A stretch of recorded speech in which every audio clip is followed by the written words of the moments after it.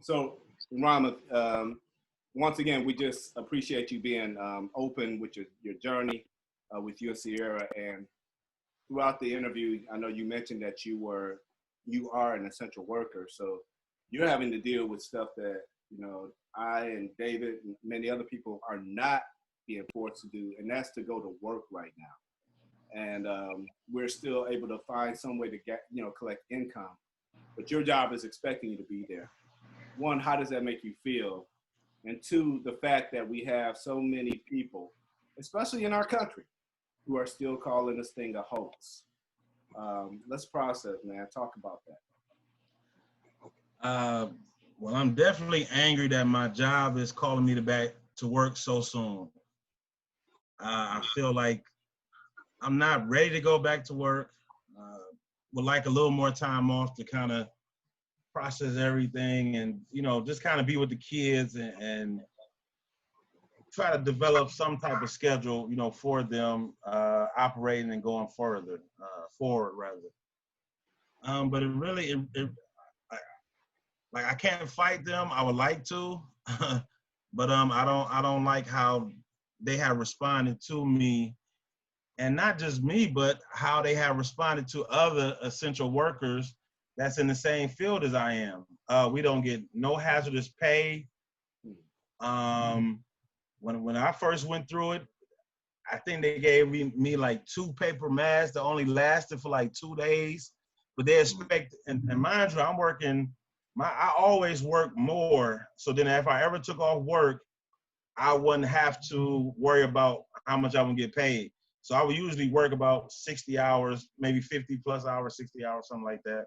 Mm-hmm. So I could always, so if I ever took time off, then I would still have like 48 hours, 50 hours on my check still. So I wouldn't take no major pay cut. Mm-hmm. But they still been pushing, the same agenda as if nothing's going on. Now, as far as management, they don't have to go out into the public like we do. Mm-hmm. Like I'm a bus driver, so and I'm the city bus, all over Cleveland. So I'm driving a bus, everybody getting on the bus, and with these new buses, they are gas. They call Gilligs, and they are gas buses. They're dealing with natural gas, so they don't have no windows. Mm-hmm. So windows do not open whatsoever. So all they have is air conditioning. So you got people that still getting on a bus, no mask, and you want to tell them like, hold on, like, bruh, like you don't have on a mask, like. Right. But my job is still forcing us to pick them up, even though they don't have a mask, even though the state mandated that if you don't have a mask, you can refuse service. But not us. If they don't have a mask, we still got to pick them up. And this is the public. I mean, people think the public, you think of a shirt and tie and a lady have a dress and the guy have a briefcase. No, that is not the public. The public is somebody whose shirt is ripped up, mucus and maybe bleeding. I mean, this is what's going on, and they're not doing nothing about it. They're not doing nothing extra for us. Unfortunately, I mean, I'm glad I survived the COVID, but my wife died from complications of the COVID, and now they still want me to go right back out there, put my jersey on, get right back into the game like nothing has changed. And so in my mind, I'm like, do y'all want to fight me? Like, do y'all like? I mean, what are you trying to turn me into? Like, because I've been maintaining, I've been handling it the best way I know possible, and thank the Lord, for His grace. But y'all expect me to go right back out there into the same thing that got my wife killed. Nothing, no type of incentive for me at all. No. And mind you, there's not too many daycares. And my newborn is 2 months. I wouldn't even trust the daycare first of all, I don't even trust daycares at all anyway. I'm not a daycare person. Like me and Sierra, we both had this ideal that you go to work at night and I'll be at home during the day, because we did not believe in daycare and we still don't believe in daycare. And you don't know how many times we turn on the news and then a baby has died at the hands of a daycare, or they can't really explain why some people have posted on Facebook where their children have came home with missing teeth and earrings missing and all type of things they have succumbed to in the daycare. And so, of course, like, I'm not sending my children to no daycare. No. But that's how they doing it. So people, the job is not caring about us. The people that we deal with is not caring about us. So we in the middle. So we basically got COVID on both sides in a sense. You know, we got the people who don't know they got COVID, who not wearing a mask, who not social distant. And you can't social distance on a bus, you know? No. I mean, you just can't social, I mean, and most people don't have transportation, so they rely on public transportation. So they rely on that to get to work. They rely on that to go to the store. They rely on that to hang out.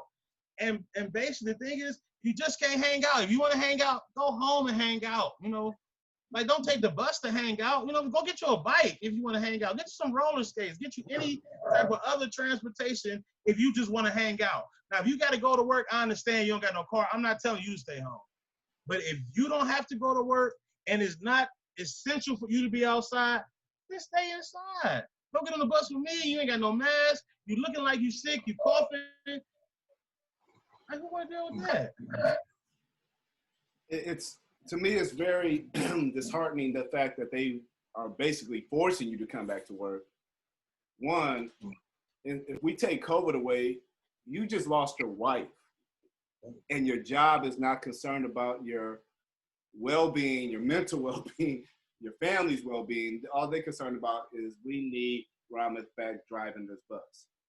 And so that bothers me. That's one of the issues that I have with how our country handles its citizens. And then two, we have the fact that you're driving and you get people getting on your bus. They're not forced to wear a mask. To me, I think the least they can do is mandate that if you get on this bus, you have to wear protective gear. And if you're not wearing that, you cannot get on the bus, and you should be able to stop people from getting on the bus for that, because that's for your safety and for everybody else, all the passengers. So they don't even care about the other passengers on this bus. So that angers me as well, because in a way, I've heard that, you know, the leadership of this country kind of wants everybody to get COVID so we can say we've had it and we've run through it.